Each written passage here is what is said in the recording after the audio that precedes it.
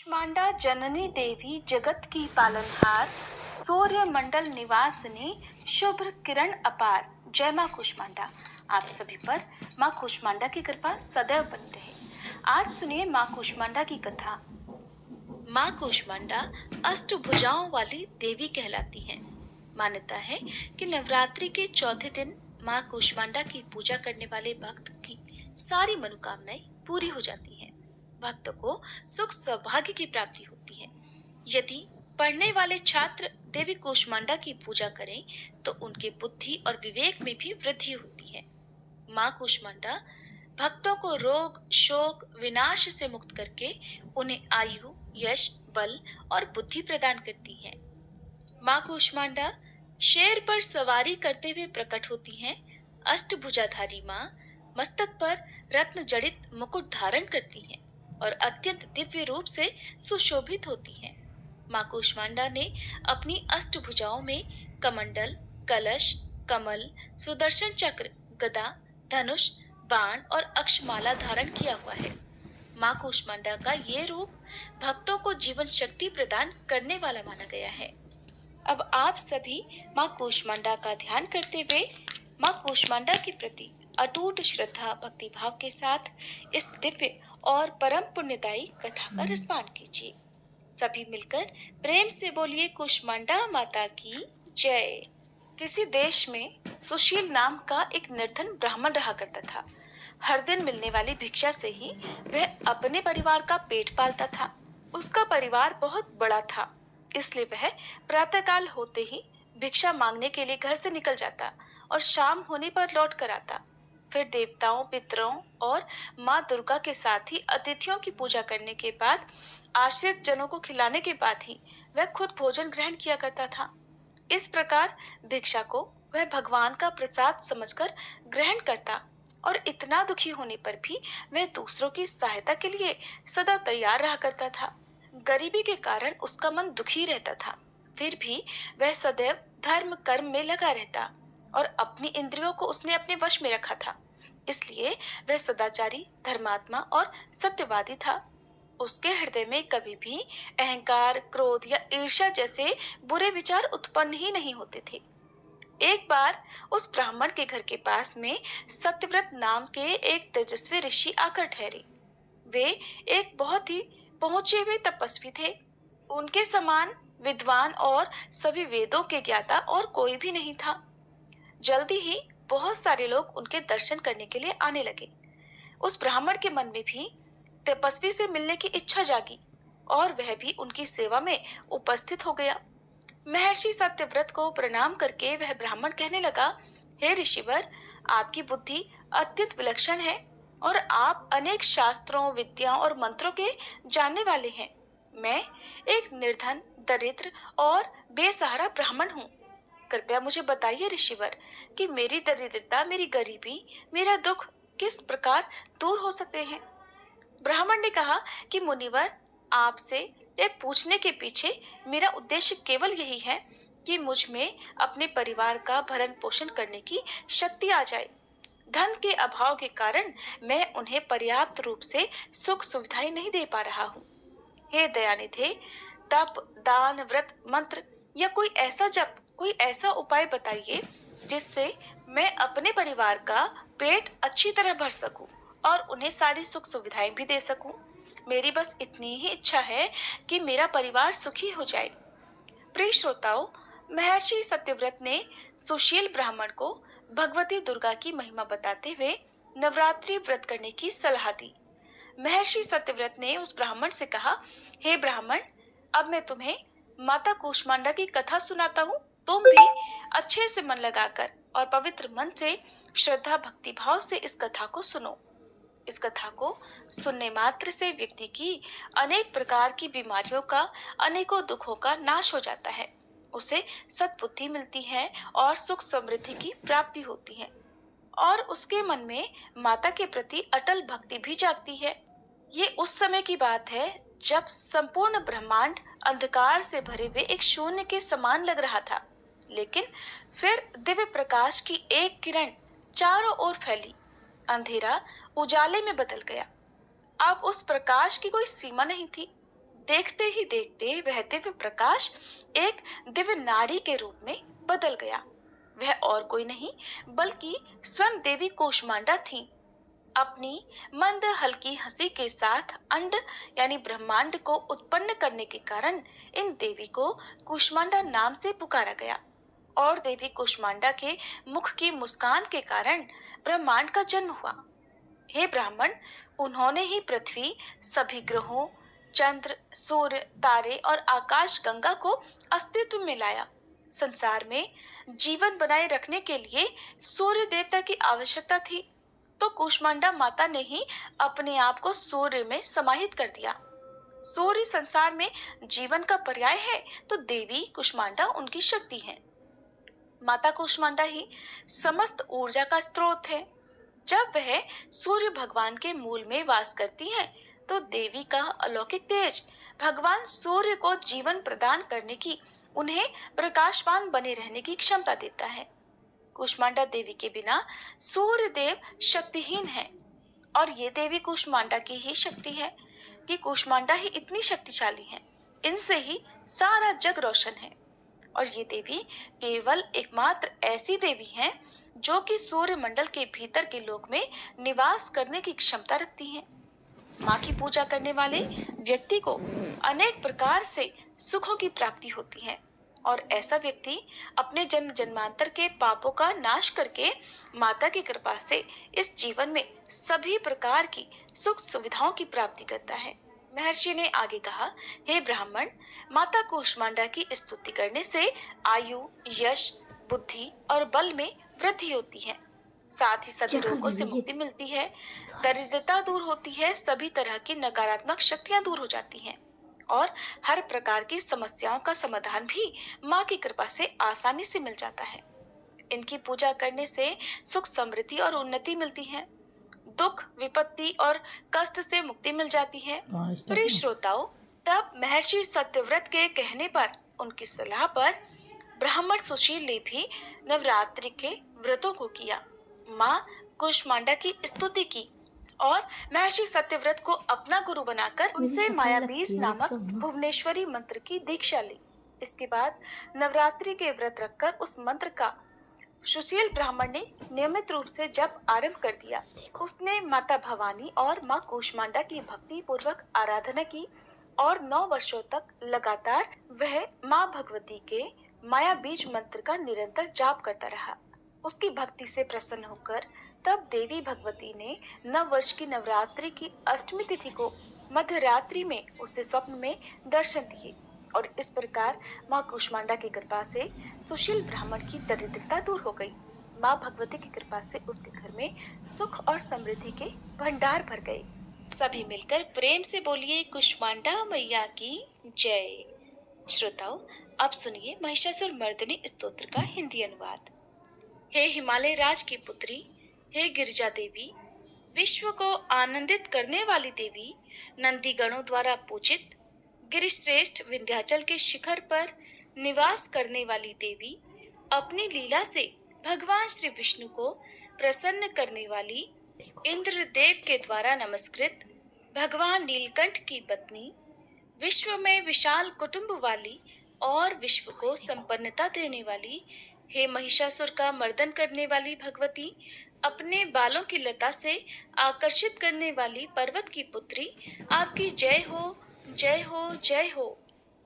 देवों को वरदान देने वाली, दुर्धर और दुर्मुख असुरों को मारने वाली और स्वयं में ही हर्षित रहने वाली, तीनों लोकों का पोषण करने वाली, शंकर जी को संतुष्ट करने वाली, पापों को हरने वाली और घोर गर्जना करने वाली, दानवों पर क्रोध करने वाली, अहंकारियों के घमंड को सुखा देने वाली, समुद्र की पुत्री, हे महिषासुर का मर्दन करने वाली, अपने बालों की लता से आकर्षित करने वाली पर्वत की पुत्री, आपकी जय हो, जय हो, जय हो।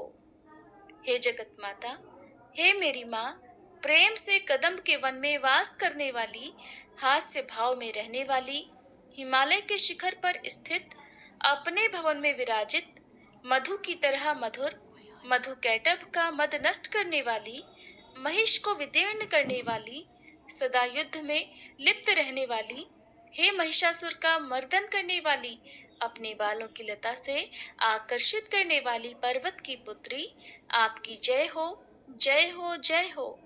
शत्रुओं के हाथियों की सूंड काटने वाली और उनके 100 टुकड़े करने वाली, जिनका सिंह शत्रुओं के हाथियों के सर अलग अलग टुकड़े कर देता है, अपनी भुजाओं के अस्त्रों से चंड और मुंड के शीश काटने वाली, हे महिषासुर का मर्दन करने वाली और अपने बालों की लता से आकर्षित करने वाली पर्वत की पुत्री, आपकी जय हो, जय हो, जय हो। रण में मदोन्मत्त शत्रुओं का वध करने वाली, अजर अविनाशी शक्तियां धारण करने वाली, प्रमथनाथ अर्थात शिव जी की चतुराई जानकर उन्हें अपना दूत बनाने वाली, दुर्मति और बुरे विचार वाले दानव के दूत के प्रस्ताव का अंत करने वाली, हे महिषासुर का मर्दन करने वाली, अपने बालों की लता से आकर्षित करने वाली पर्वत की पुत्री, आपकी जय हो, जय हो, जय हो। शरणागत शत्रुओं की पत्नियों के आग्रह पर उन्हें अभयदान देने वाली, तीनों लोगों को पीड़ित करने वाले, दैत्यों पर प्रहार करने योग्य त्रिशूल धारण करने वाली, देवताओं की दुंदुभी से दुमी दुमी की ध्वनि को सभी दिशाओं में व्याप्त करने वाली, हे महिषासुर का मर्दन करने वाली, अपने बालों की लता से आकर्षित करने वाली पर्वत की पुत्री, आपकी जय हो, जय हो, जय हो। मात्र अपनी हुंकार से धूम्र लोचन राक्षस को धूम्र अर्थात धुएं के समान भस्म करने वाली, युद्ध में कुपित रक्त बीज के रक्त से उत्पन्न अन्य रक्त बीजों का रक्त पीने वाली, शुंभ और निशुंभ दैत्यों की बलि से शिव जी और भूत प्रेतों को तृप्त करने वाली, हे महिषासुर का मर्दन करने वाली, अपने बालों की लता से आकर्षित करने वाली पर्वत की पुत्री, आपकी जय हो, जय हो, जय हो।